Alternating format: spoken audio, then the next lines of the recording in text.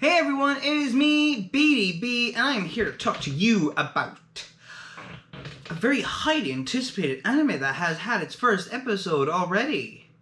That being Platinum End. Of course, you could tell by the title. Anyways, so, by now if you're watching this video, I'm guessing you watched Platinum End, or if you haven't and you're watching this video, I'll tell you about Platinum End. So, I've read the first two manga of Platinum End. Been very intrigued, been looking forward to this anime, and I can say it has not lowered my expectations. It has kept them relatively high. Now, let's talk about what happened in episode 1. If you read the manga, it pretty much followed everything there. Now, there was some parts. Well, there was a part, it just cut it down to about a 3-second scene and cut out parts from that. I will get on to that later. And there was just a small little screen of, again, another part that could have been essential.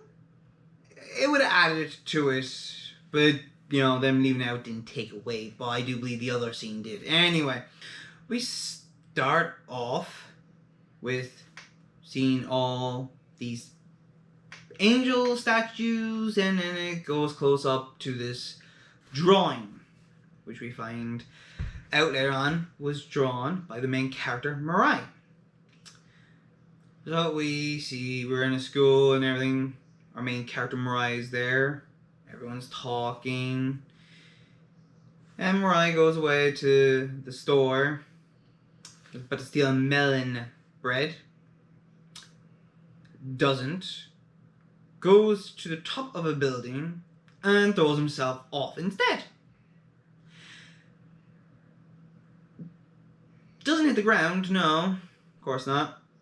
Because he is saved by an angel. His angel, by the way. This angel knows what he's been through. From his family dying in their family car, to being adopted by his uncle and aunt who have treated him like crap, along with his cousins treating him like crap since he was a child. So this angel knows what he's been through and knows a bit more than he does. Anyways, so this angel, Nesse, I believe that's how you pronounce it, offers him the thing that he's been wanting the most, happiness. He says he doesn't want it. Yes, you do. Yes, you do. You just said that. I don't remember saying that. You said it just before you threw yourself off the building, lad. All right, you said it. It doesn't matter, he says. But anyway, Nesse offers him, a chance to become God. And says you can have either this red arrow or the wings. Choose. And he said, you know what, I'll think about it if you give both to me. And she goes, yeah, okay. And he goes, no, I don't actually want it. And too late, deal done, boom. Gives him the wings and the arrow. So he goes, well, what am I supposed to do? Come forth wings or something, and wings are there, and he's splashed up into the sky. Into the beautiful sky. And then he starts crying because he's realizing the world is beautiful. And then he's going around the world? Japan? Like, the wings are extraordinarily fast that they can't be seen by human eyes. So at one point, he's in Ireland? Because there's the Irish flag, but I tell you now, we don't have the 4-leaf clover on it. I don't know what it is. I don't know where he is. Because then at the end, it looks like he's on top of a pyramid-ish. Well, it is a pyramid shape. But doesn't mean he's in Egypt. I still think he's in Japan the whole time anyway. Most likely. I doubt the wings are that fast. They're fast, but they're not that fast. But anyway, so on this pyramid, Nisse says to him, yeah, your uncle and your aunt, they killed your parents. What? Like, he's just going like, what? They did what?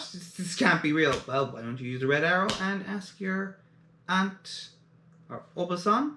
Obasan, I think, is Japanese for aunt, yourself. Now, this is the first bit of a difference, right? This is actually where just a small little nitpick here.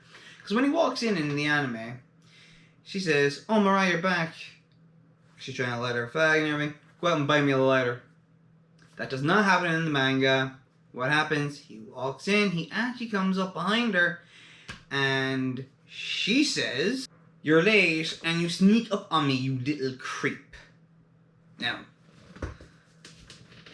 again, this difference, this makes nothing. It doesn't even matter. But I think it has been more in the manga where it really shows they hate him. I know here it's like he's being a slave, but either way, fine. Ground me. And then, of course, he uses the red arrow on his aunt. His aunt falls in love with him. Should probably explain the red arrow makes people fall in love with him for 33 days. 33 days. This will last about a few minutes. Anyway, she's going berserk because Mirai has now asked her, "Did you kill my parents?" And she's blamed the husband and everything. "I didn't want to do it, and he planned it and got the money. So, cha-ching!"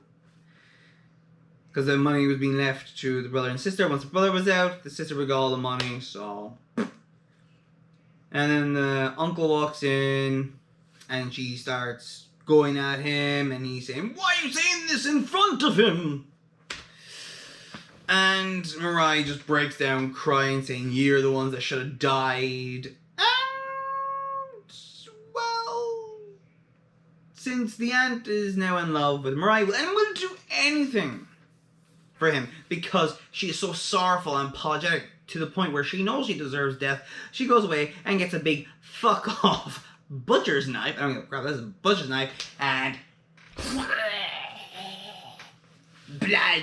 blood, so much blood, and dies. And then Mirai realizes that he should stay alive and be happy, not just for himself but for his family. Now we see that he's in a hotel room. Again, here is something they left out. He's dreaming. In the manga, he's dreaming with his family. He has a drawing. He looks at the drawing, and his aunt pops out of it. His aunt is saying, "You killed me."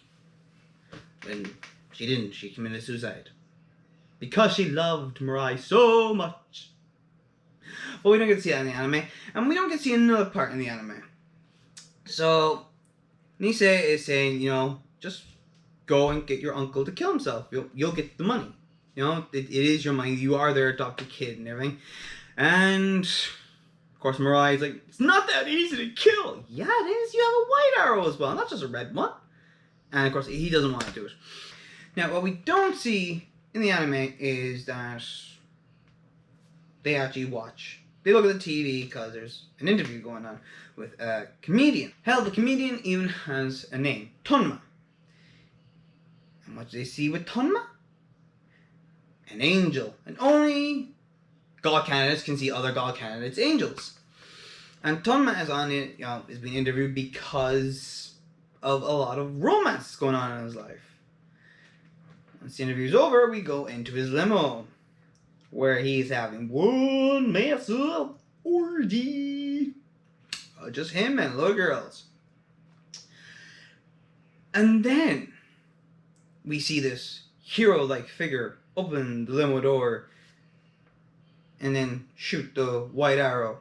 Which, of course, the only person that can see the white arrow is Tonma, as well as that other hero. The girls can't.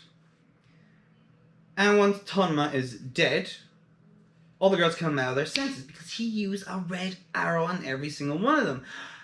I think, now yes, they were all naked. I think that scene would have added a lot of context to show how far the red arrow can go. That's not just one person at a time, that you can use it for this, because it was, well, it was a disgusting act. It showed how disgusting people are going to be god candidates as well. So I think this whole scene should have been in there. It was cut down to about 3 seconds. 3 seconds. We didn't even know who this guy in the back was. You weren't even told he was a god candidate. You could probably just guess because you see the white arrow. But again, that doesn't mean anything. I think that was wrong to not do that. That should have been kept in. But anyway, yeah, so then the anime ends. So, episode 1 covers pretty much all chapter 1 and part of chapter 2. I can't wait for more. Now, of course, I was nitpicking at stuff there, but I do think the last part with the scene, the whole orgy scene and whatnot, I think that was actually important. It's more important than the freaking nudity you see in DxD and everything, and other ecchi shows. This was an important scene, but it wasn't put in. And my favorite part of the anime. Just saying, it's the OP as well again. The opening was this OP was amazing. It's by Band-Maid. It's called Sense. The full song, it will be out on the 26th over here in Europe, the 27th over in Asia, I believe. I've never been excited for a song, but I am for this because it is so freaking good. But yeah, definitely if you haven't seen Platinum End, go give it a shot. Especially if you haven't read it, so you're not missing out. Like, you're not missing out much. So yeah, if you haven't seen episode 1 of Platinum End yet, do it, definitely. This is also from the creator of Death Note. Don't let that put you off. If you enjoyed the first 25, 26 episodes of Death Note, you're going to enjoy all of this. I hope. Look, like, I know a lot of people are going to go, oh, it was the guy who came out with Death Note and everything, look how that ended, it was bad.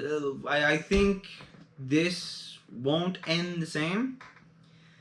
Like, we don't have Nier nor Mellow here, which I think they were two of the worst characters ever. Especially Mellow. Anyway, now about Death Note. Definitely though, pick up the Platinum End manga, even though number 3 and number 4 are very... Oh, for me they were hard to find anyway. 3's been the hardest, and I was able to get that thankfully, and it'll be here hopefully next week. But yeah, there were the differences between the manga and the anime. The anime though is hitting the nail on the head. I've enjoyed the whole thing. It being animated, I'm like, freaking yes, about time. And there's so many more scenes that I can't wait for it to cover. Episode 2 is gonna be so good. So don't miss it. Go get the manga or, read it online. I didn't say that. And, watch the anime. It is such a good anime. Like, Mirai, though, seems like a very wimpy-ish character. I think you'll be seeing a bit more of that later on down the line. Nesse is freaking adorable. They made her perfect in the anime. Oh my god, her cuteness just pours out. And it's definitely showing you that, there is an evil world there, and this evil world, we haven't even scratched the surface of it yet. But yeah, I have nothing else to say about episode 1. I cannot wait for episode 2, and I will be reviewing it as well, of course. But that's it from me, BDB. I will love and leave you. See you later.